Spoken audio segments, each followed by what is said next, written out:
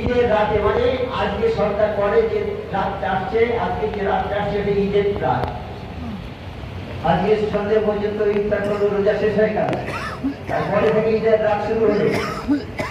এই ঈদের রাতে আল্লাহ পাক সমস্ত রোজাদারদিগকে যাবতীয় নিয়ামত দান করিয়া থাকে। যাবতীয় নিয়ামত, যাবতীয় যত রকমের নিয়ামত সব আল্লাহ দান করে থাকে এবং এর পূর্ণ প্রতিদান দিয়া থাকে।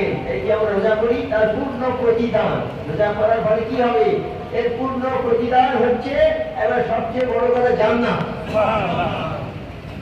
এই রোজাদারদের পূর্ণ প্রতিদান হচ্ছে জান্নাত। আল্লাহ কাজ বলবে, যাও আমার বান্দারা যারা তোমরা এক মাস রোজা করেছো আমাকে খুশি করার জন্য, তোমরা জান্নাতে প্রবেশ করো। রোজার প্রতিদান হলো জান্নাত। ওই সময় ঈদের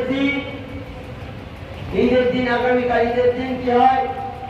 সকালে আল্লাহ তাআলা ফেরেশতাদেরকে আদেশ করেন, সমস্ত ফেরেশতাদের আল্লাহ হুকুম করেন, কি করে? তোমরা দুনিয়াতে গমন করো, অর্থাৎ দুনিয়াতে নেমে যাও।